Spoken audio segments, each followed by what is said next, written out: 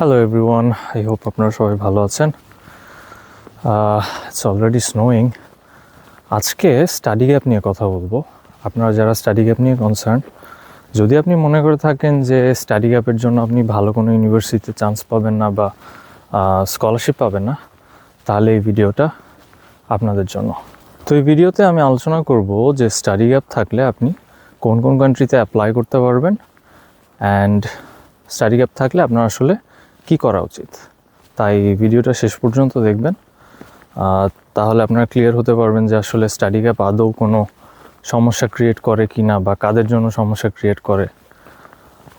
All right, তো প্রথমে আমি যেটা বলবো যে আসলে স্টাডি গ্যাপ প্রথমে আপনাদেরকে বুঝতে হবে যে এটা আসলে কী জিনিস। অনেকে স্টাডি গ্যাপ নিয়ে কনফিউজ থাকে, ইমেইলে এবং কমেন্ট সেকশন অনেক সময় কমন পাই। Study gaps are actually more common than you think. প্রথমে যদি বলি, সেশন জট কিন্তু স্টাডি গ্যাপ না। হ্যাঁ, স্টাডি গ্যাপ হচ্ছে দুইটা স্টাডির মধ্যে যে গ্যাপ, অর্থাৎ একটা স্টাডি শেষ করার পরে আরেকটা স্টাডি শুরু করার মধ্যে আপনারা যে গ্যাপ দিয়েছেন, সেটা হচ্ছে স্টাডি গ্যাপ।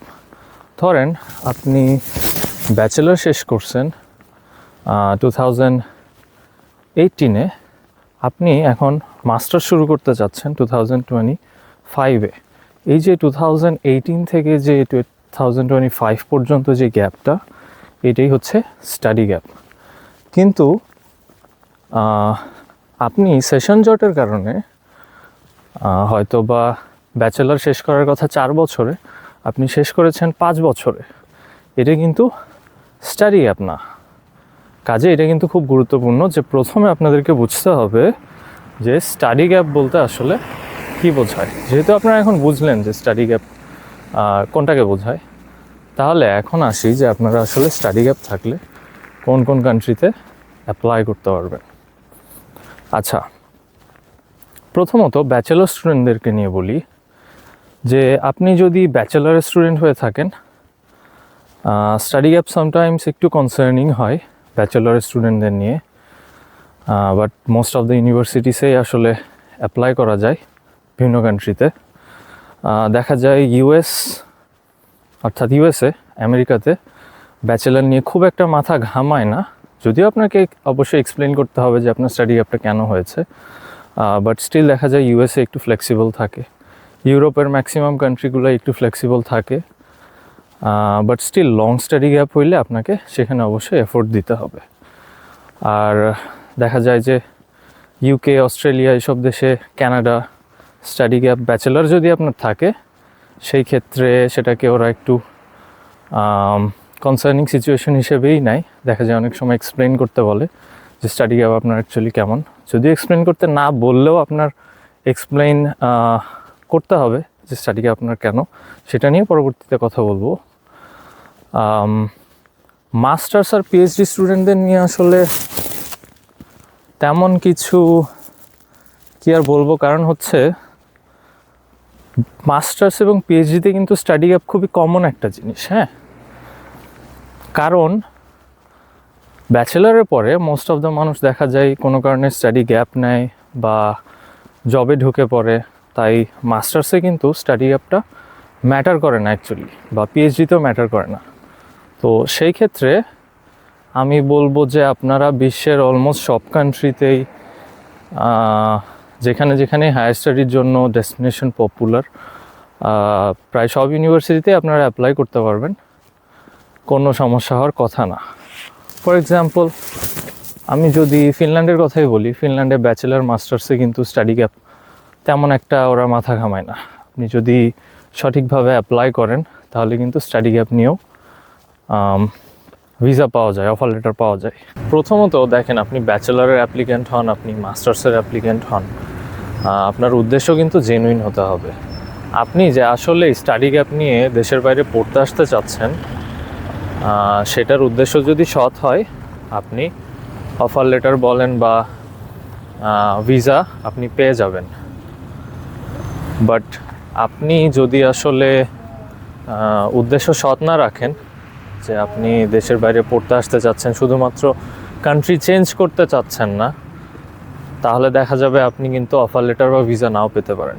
কারণ আপনি তো সেখানে এফোর্ট দিবেন না, বা আপনার তো এটা ড্রিম না। তো সেই জন্য প্রথমত আপনাকে আপনার প্রোফাইলটা নিয়ে বসতে হবে। আপনি আসলেই যে স্টাডি করতে আসতে চাচ্ছেন সেটা আপনাকে আগে ডিটারমাইন করে আপনাকে ভালোভাবে অ্যাপ্লিকেশনের জন্য প্রিপারেশন নিতে হবে। নাম্বার 2 যদি আমি বলি, আপনাকে অ্যাপ্লাই করতে হবে। শুনতে একটু ফানি শোনালেও আপনাকে আসলে অ্যাপ্লাই করতে হবে, কারণ আপনি যেটা করছেন, আপনি স্টাডি গ্যাপ নিয়ে বসে আছেন, আপনি আর আগাচ্ছেন না, আপনাকে তো অ্যাপ্লিকেশন করতে হবে। কাজেই আপনার ইউনিভার্সিটির সাথে যদি আপনার রিকোয়ারমেন্ট ঠিক থাকে, ইউনিভার্সিটি যদি বলে দেয় যে আপনার এত এত স্কোর লাগবে বা রিকোয়ারমেন্ট লাগবে, সিজিপিএ লাগবে, সেটা যদি আপনার ঠিক থাকে, তাহলে আপনি অ্যাপ্লাই কেন করবেন না?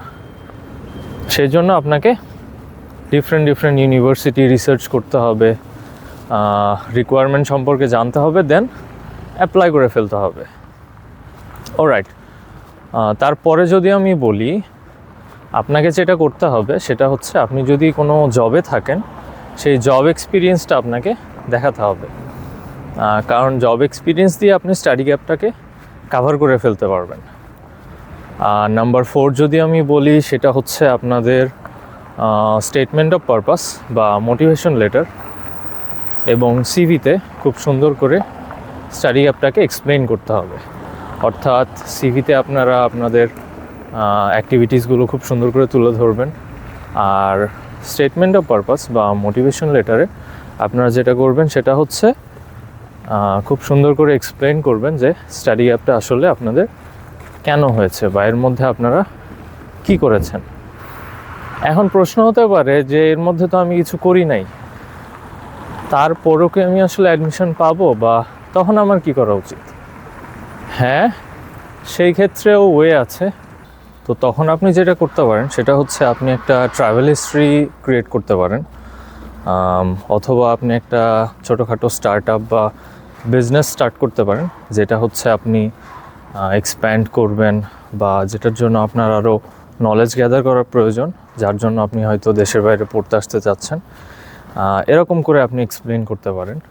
তো আসলে অনেক ওয়ে আছে, বাট মেইন জিনিসটা হচ্ছে আপনার আসলে ইচ্ছা থাকতে হবে, অ্যান্ড আপনার রিসার্চ করতে হবে, আপনার অ্যাপ্লিকেশন করতে হবে। তাহলে একমাত্র আপনি স্টাডি গ্যাপ নিয়ে ভিসা বা অ্যাডমিশন হচ্ছে সিকিওর করতে পারবেন। আমার নিজেরও ব্যাচেলরের পরে 2 ইয়ার্সের স্টাডি গ্যাপ ছিল, বাট তারপরও আমি ভালো ইউনিভার্সিটিতে 100% স্কলারশিপে পড়াশোনা করছি। তো আসলে আপনারাও পারবেন, যেহেতু এটা আমার ছোটোবেলা থেকে ড্রিম ছিল, যার জন্য আমি পেরেছি। এবং আপনাদেরও আসলে এভাবে এফোর্ট দিতে হবে। কাজেই স্টাডি গ্যাপ থাকলে আপনারা ডিমোটিভেটেড হবেন না, সৎ উদ্দেশ্য নিয়ে অ্যাপ্লাই করবেন।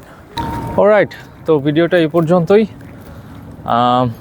সামনে ফিনল্যান্ডের এবং ইউরোপের সেপ্টেম্বর ইনটেক খুব দ্রুত শুরু হয়ে যাবে, জানুয়ারি মাসেই। আপনারা প্রোফাইল গুছায়ে খুব সুন্দর করে অ্যাপ্লাই করবেন স্টাডি গ্যাপ থাকলেও। আমার ইমেল ডেসক্রিপশন বক্সে দেয়া আছে, কোনো প্রফেশনাল হেল্প প্রয়োজন হলে অবশ্যই do reach out to me, and comment সেকশনে আপনারা জানাতে পারেন। So I'll see you again next time.